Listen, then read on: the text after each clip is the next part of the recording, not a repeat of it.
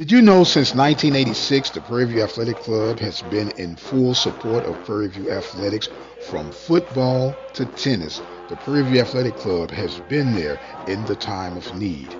Did you also know that the Prairie View Athletic Club is open to all of those who would be interested in supporting Prairie View athletics? Do not have to be a former student athlete.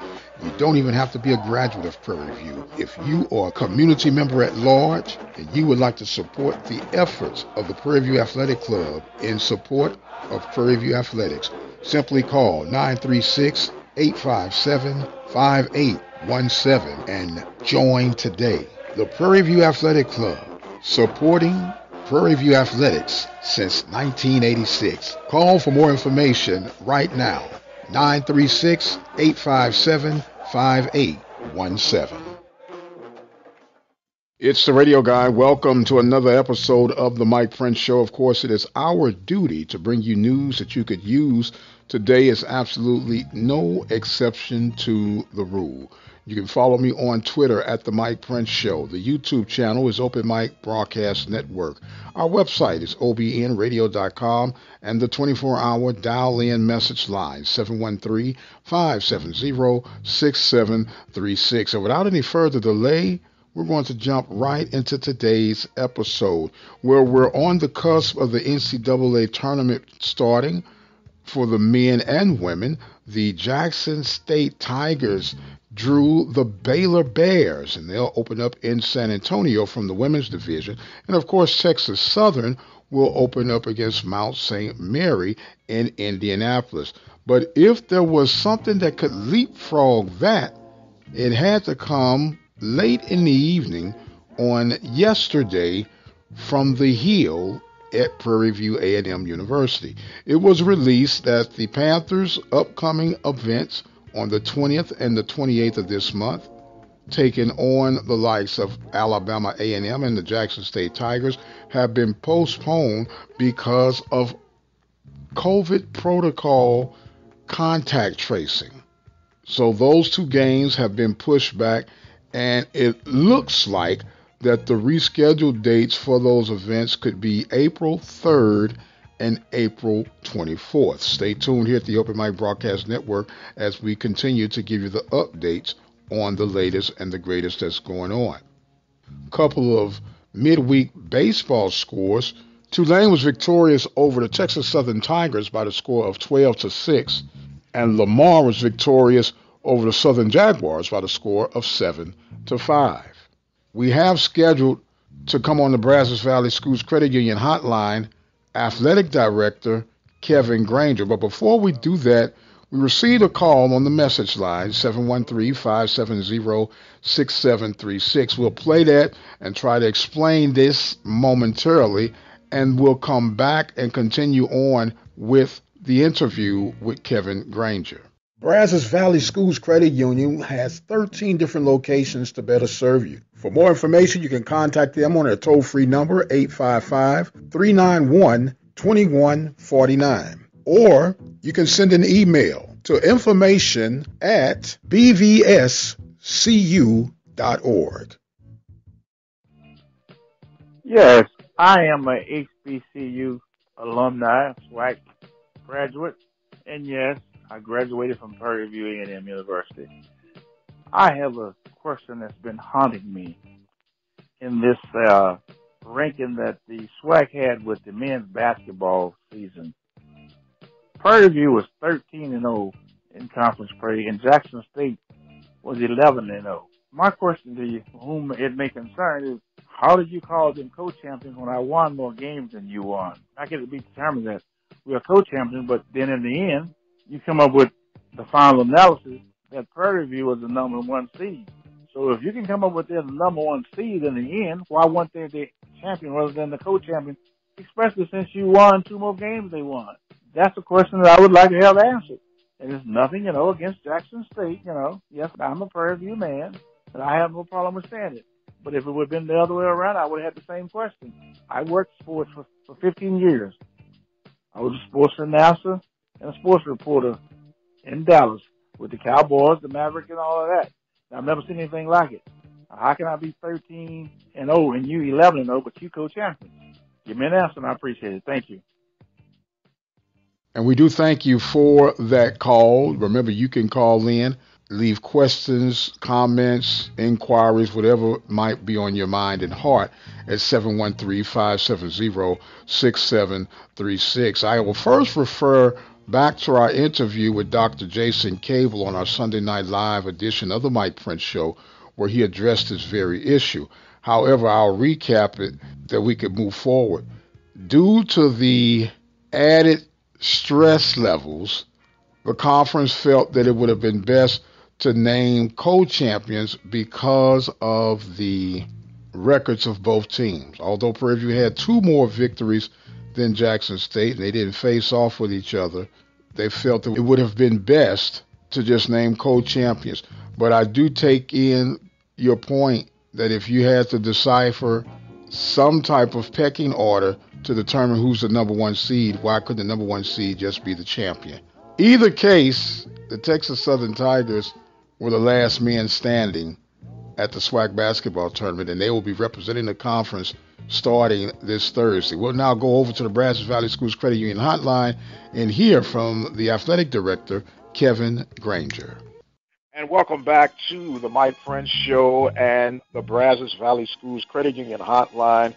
We are reaching to Houston by way of Indianapolis. We have on the other line the athletic director of the Texas Southern Tigers, none other than Kevin Granger. How you doing today, sir?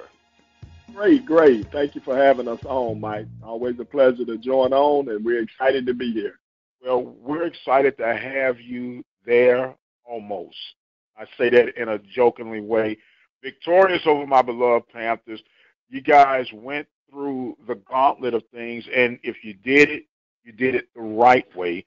You knocked off and removed all doubt.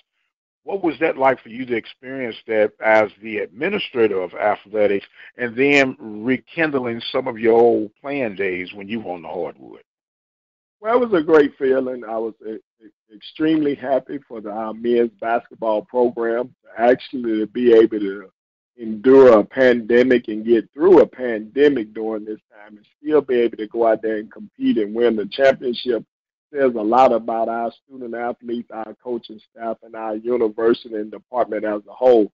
So for me, I was just so excited, and me and Coach Jones even talked about it. We were just so excited for those student athletes. I mean, the sacrifices that they had to make during this COVID time period was unbelievable, and they kept it together and was able to go out there and compete at a high level.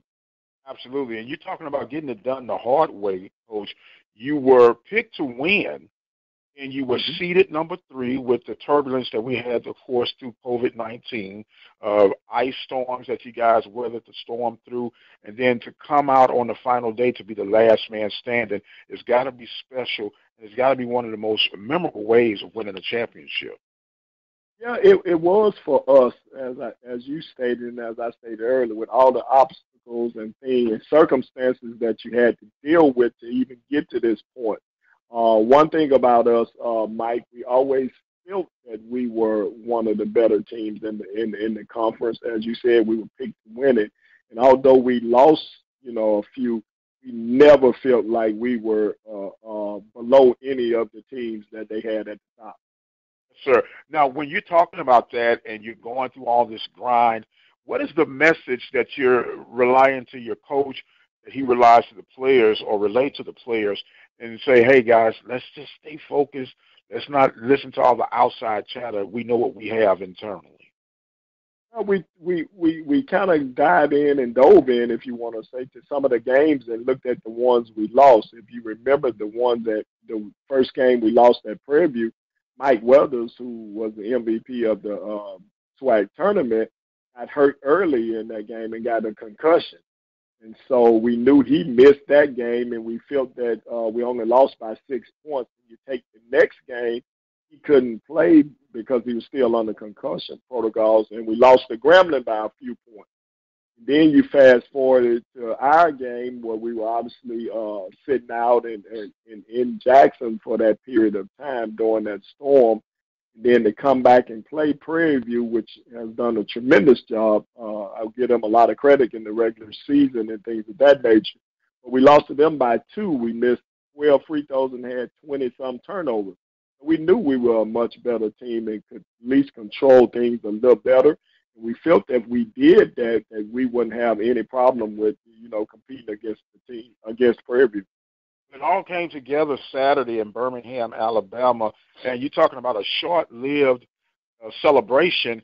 You guys had to hurry up and get on a chartered flight. In fact, it was gassed up and ready to go for you guys to get to Indianapolis. And I'm understanding, Coach, that when you got there, you had to go to a local store to get some snow boots. Yeah, it's a different experience. I mean, we definitely wasn't prepared to go into snow. Hey, we're resilient. I mean, this has been a resilient bunch. It has been a resilient year for us. So it's easy for us to make the adjustment. This is what everyone has set their mind for. The dream that they had was returning to the NC2A tournament. We're here now, and that was an easy adjustment for us to make. Absolutely, and what a great time to do it. Things are almost back to normal as far as COVID is concerned, but March Madness, so far so good, up and off the ground. And I understand, Coach, it's almost like being in solitary confinement once you get there. It is. It's exactly that. And the NC2A, give them credit, are taking a lot of steps to try to keep everyone safe. And that's what it's all about. They actually want the teams that qualified and made the tournament. They're doing all they can to make sure they walk on and step on that court and actually play the game.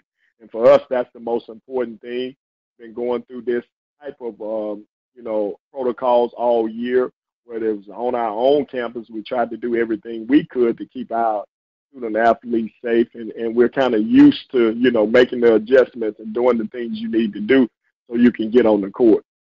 We're on the Brazos Valley Schools Credit Union hotline with Athletic Director Kevin Granger of the Texas Southern Tigers. They're in Indianapolis getting ready to start off the March Madness NCAA tournaments. We're going up against Mount St. Mary.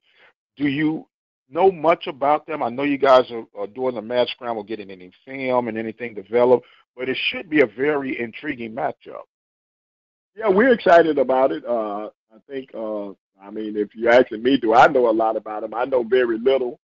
That's what the coach's job before is to break down, but they have been watching the film, things of that nature. Obviously, I looked at it and reviewed some of their, games that they have played, not so much as watching the game film on it, but looking at the results, the stats, and things of that nature. But I allow the coaches to do what they need to do to prepare our team to go out there and play.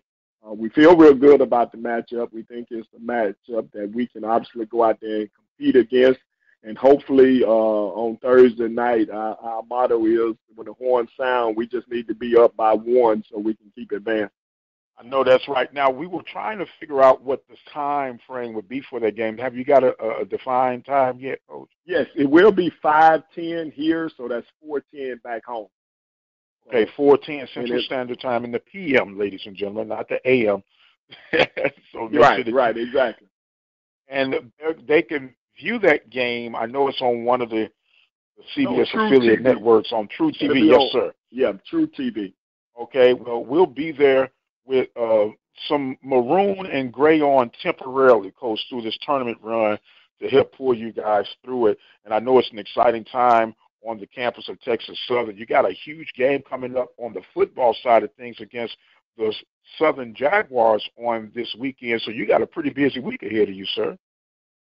Yeah. Well, I'm hoping, and my prayer is for us to still be here in Indianapolis. Hopefully we get through Thursday and we play again Saturday, so we can keep this momentum going. But as you stated, we do have a football game against Southern that day. And we also have TSU relays that day, earlier that day.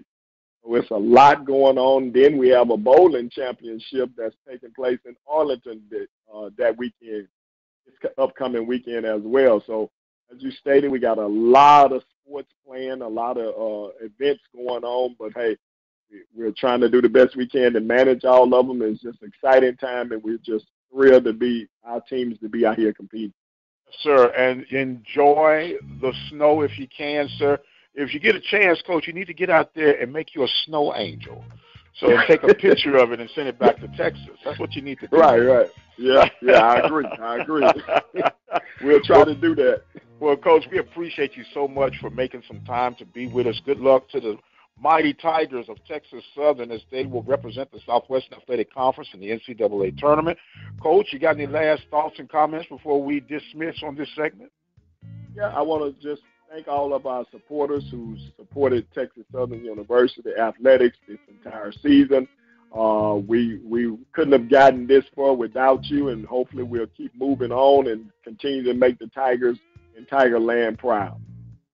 Very well stated, sir. He is the athletic director of the Texas Southern Tigers. The guys from down the road on 290 in the maroon and gray, representing the conference in Indianapolis at the NCAA 2021 tournaments. I must exit stage left for right now. We thank you guys so much for joining us on the Brazos Valley Schools Credit Union Hotline. I am the radio guy, Dr. Mike Prince, and as always, you guys be blessed, and we'll see you on the other side.